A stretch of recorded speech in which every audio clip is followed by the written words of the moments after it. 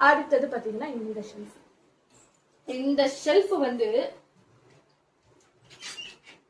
ரொம்பவே நல்லா இருக்கும் பாருங்க.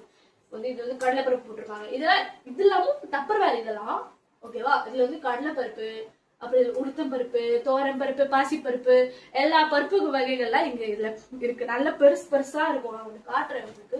அதுல நீங்க வந்து நிறைய பருப்புகள் வந்து போட்டு வச்சுக்கலாம் பாருங்க. அதுல ஈஸியா இருக்கும் நமக்கு. எடுக்கிறதும் நமக்கு ஈஸி, யூஸ் பண்றது எல்லாமே ஈஸி நமக்கு.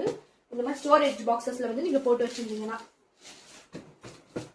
அடுத்தது வந்து இதுல பாத்தீங்கன்னா அவல், அப்புறம் வந்து அரிசி, rest of the items like soya. அந்த சோயாலாம் வந்து இதுல ஸ்டோர் பண்ணி வச்சிருக்காங்க.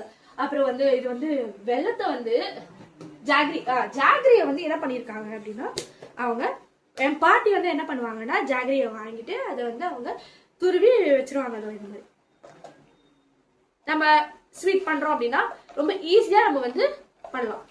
இன்ஸ்டன்டா நம்ம பண்ணலாம். தேங்காவும் அப்படிதான் பண்ணுவாங்க. துருவி ஒரு பாக்ஸ்ல வந்து ஸ்டோர் பண்ணி வச்சிருவாங்க ஃப்ரிட்ஜ்ல. நம்ம வந்து இன்ஸ்டன்டா நம்ம வந்து யூஸ் பண்ணிக்கலாம்.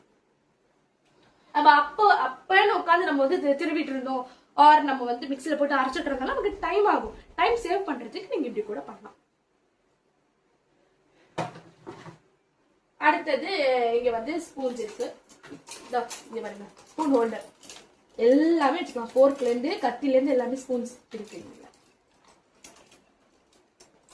இதுவும் அதே மாதிரிதான் ஸ்பூன் ஹோல்டர்ஸ் எல்லாமே. இந்த ஸ்பூன் கத்தி ஹோல்டர் அது. அண்ட் கீழே பாத்தீங்கன்னா ஃபுல்லாவே நமக்கு இதெல்லாம் சின்ன சின்ன கப்ஸ், காஃபி குடிக்கிற கப்பு. இதெல்லாம் அழகா இருக்குல்ல, சின்னதா இருக்கு அழகா.